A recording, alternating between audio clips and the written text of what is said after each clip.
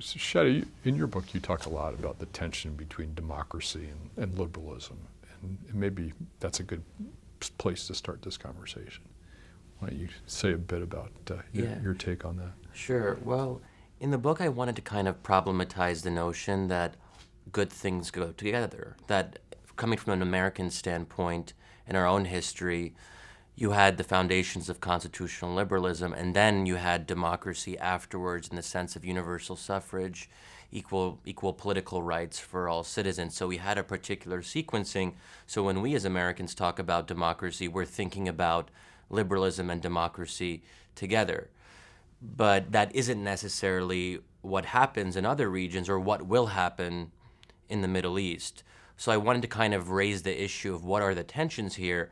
And one of the arguments I make in the book is that democratization is actually likely to push Islamist movements further to the right towards greater illiberalism.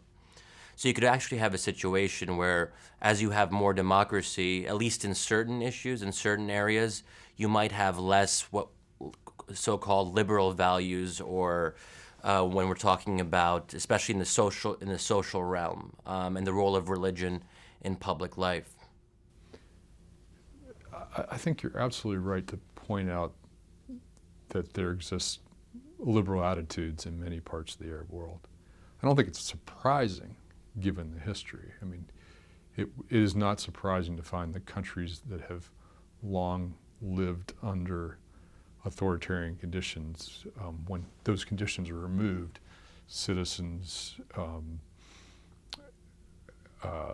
who have lived in very closed, very repressive societies tend to have fairly illiberal views. Yeah.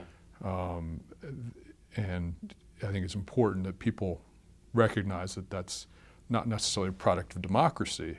It's a product of what came before, that these regimes tried to divide people. They spun a certain national narrative that had often very toxic elements.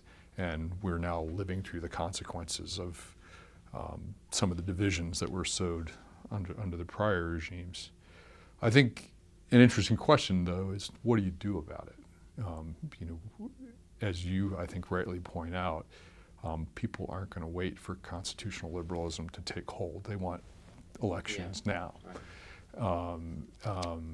And so what do you do about it? My own sense is that it's very rare you find an enlightened despot who's going to educate people and make them more liberal.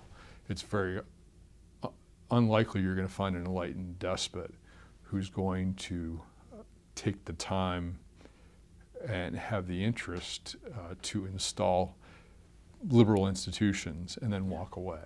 Right.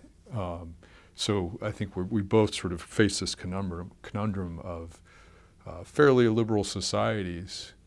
Elections are not the sole answer, but what do you do about it? Yeah.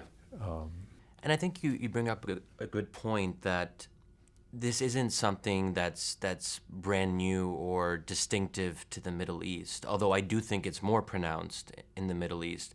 But if we look at a lot of other cases, you do see these tensions. I mean, even in our own context, we struggle with these issues to a lesser extent, but, for example, when it comes to the role of religion in public life, where you have Christian conservatives who are trying to reflect their preferences in public policy.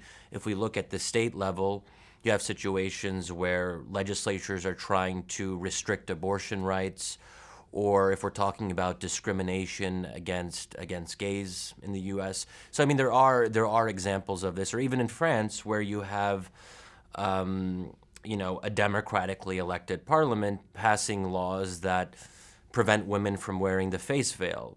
That's also illiberal in a kind of different way, but it does restrict personal freedoms. So we have this situation in a variety of contexts, and I think also most recently in India, where you have the election of a prime minister who is not just illiberal, but some would say has been complicit in genocidal acts against the Muslim minority. So that's a whole different level. But he was democratically elected. And, I'm a big believer that as small d Democrats, we have to respect those outcomes, even if we fundamentally disagree with them.